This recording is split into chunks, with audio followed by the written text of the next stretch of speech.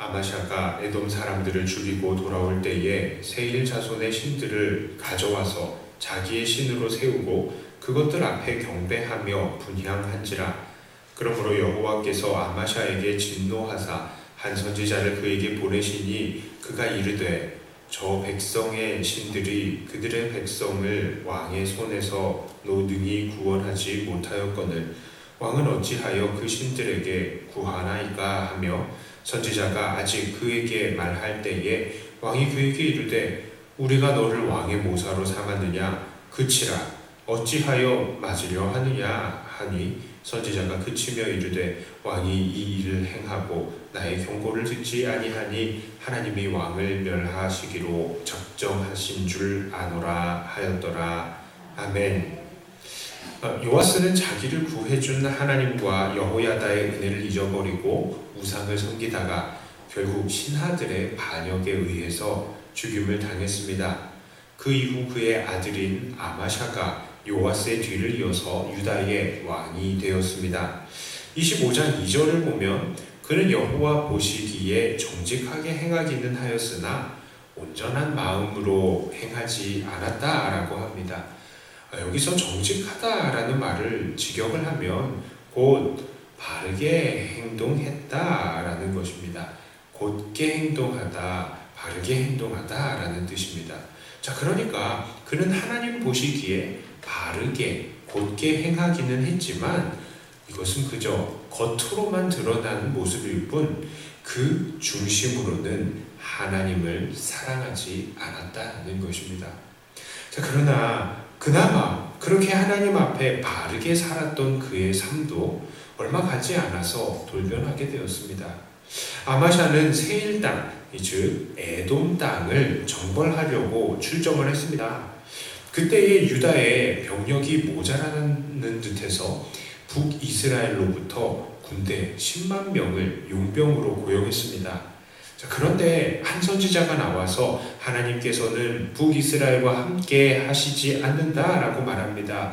그러자 아마샤는 그 이스라엘 군대를 고용하기 위해서 이미 100달란트나 주었는데 이제 우리는 어떻게 해야 합니까? 하고 선지자를 의지합니다. 그리고 하나님께서 그것보다 더 많이 주실 것이다 라는 응답을 듣고는 그 10만 명을 돌려보냅니다. 그리고 그들은 담대히 싸우러 나갔습니다. 과연 그 전쟁은 유다의 압승으로 끝났습니다. 자, 그런데 거기에서부터 큰 문제가 생긴 것입니다. 바로 아마샤가 전쟁을 마치고 돌아올 때에 에돔의 신들을 가져와서 자기가 물리친 그 에돔에 있는 신들을 가지고 와서 자기의 신으로 세우고 그 앞에서 경배하고 분향을 하는 것입니다. 그때 이제 선지자가 나와서 말립니다. 그 신이 자기의 백성을 구하지도 못했던 신인데 왜 그 신을 가져와서 경배하느냐라고 따집니다. 그러나 이제 왕의 태도는 돌변한 것입니다. 야, 누가 너를 왕의 모사로 삼았느냐? 조용해! 그만해! 맞을래? 이렇게 얘기를 하는 것이죠.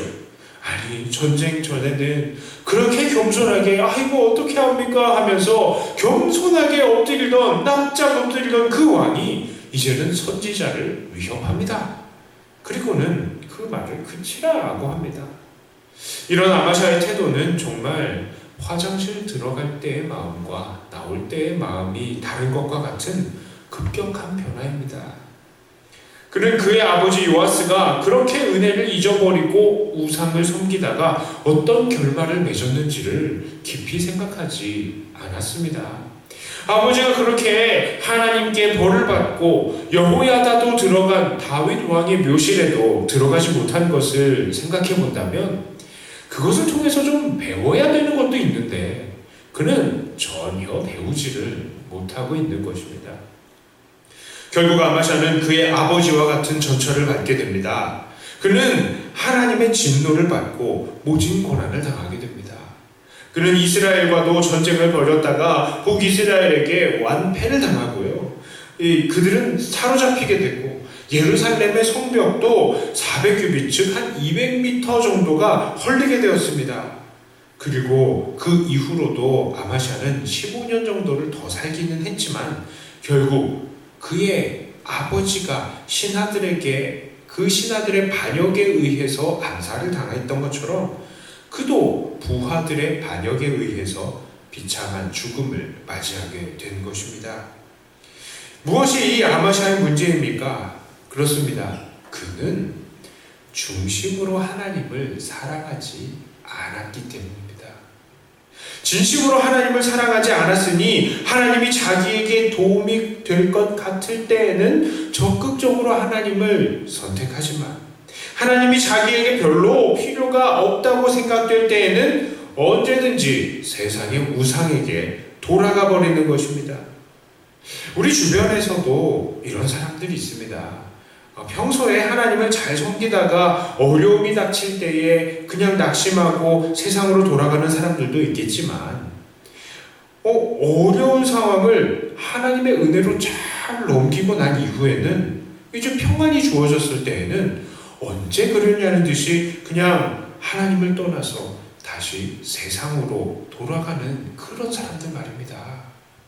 이런 사람들을 보면 정말 이해할 수가 없습니다. 어려울 때는 하나님께 나와서 울면서 불면서 기도하고 헌신하고 예배하면서 하나님의 은혜를 구했고요. 또 그 겸비함에 대해서 하나님께서는 응답을 노력으로 능력으로 응답을 해주시는 것입니다.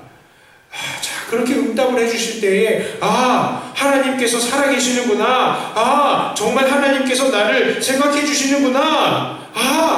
그러면서 하나님 앞에 더욱더 감사하고 더욱더 헌신해야 되는데 이제 한 곱이 넘겼구나. 이제 난 자유다라고 생각하면서 자기 멋대로 살아가는 것입니다. 열심히 나오던 예배도 이 핑계 저 핑계 되면서 한 번씩 두 번씩 빠지기 시작하더니 이제는 기도와 말씀에도 소홀하게 되고 결국에는 영영 하나님의 그 전을 떠나고 마는 것입니다. 이들은 왜 그런 것입니까? 이들은요 분명히 하나님의 살아계심도 압니다. 하나님의 능력도 인정합니다. 그리고 그 역사하심도 경험했습니다. 그런데 문제가 있습니다. 하나님을 사랑하지 않는 것입니다. 하나님보다 자기 자신의 행복을 더 사랑하는 것입니다. 그래서 자기 자신의 행복을 위해서 그저 하나님을 이용할 뿐인 것입니다. 오늘 아마샤가 하나님 앞에서 처음 바르게 살기는 했지만 온전한 마음을 품지 않았던 것처럼 말입니다. 그러므로 오늘 우리들은 첫째로 하나님 앞에서 우리들의 삶을 돌아보아야 합니다. 우리는 정말로 하나님 앞에 온전한 마음인지, 정말 하나님을 전심으로 사랑하고 있는지 말입니다. 우리가 이렇게 하나님을 전심으로 사랑하지 않을 때에 우리도 보장할 수가 없는 것입니다. 지금 하나님을 의지하고 하나님을 통해 복을 얻으려고 하고 있지만 지금 우리의 신앙의 태도는 겉으로 보기에는 아무 문제가 없어 보이지만 삶이 더 나아지고 편해지면 이제는 좀 쉬자. 이젠 자유다 하는 마음으로 하나님을 떠나서 자기 멋대로 살 수도 있게 되는 것입니다. 우리가 하나님을 전심으로 사랑하지 않을 때에 바로 그런 일들이 일어나는 것입니다. 두 번째로요, 우리는 또한 우리의 자녀들의 삶도 돌아보아야 합니다. 오늘 본문의 아마샤의 이러한 태도는 정말 그의 아버지 요아스의 삶을 쏙 빼다 박았습니다.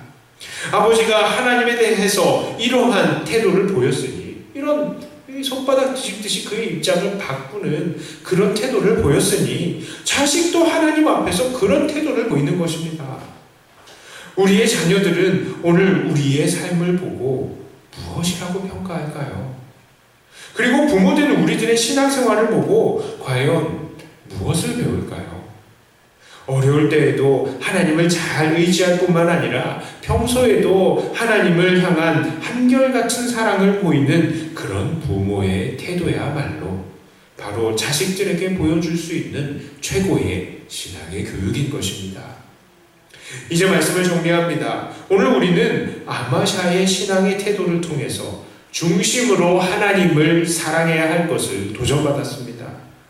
모쪼록 또 어려울 때나 평안할 때나 관계없이 중심으로 하나님을 사랑함을 통해서 언제나 하나님 앞에 한결같은 섬김을 보이시는 우리의 삶이 되시며, 또한 우리 자녀들에게도 그러한 모범적인 신앙의 태도를 전수하시는 사랑하는 주님의 종들이 다 되시기를 주님의 이름으로 축복합니다.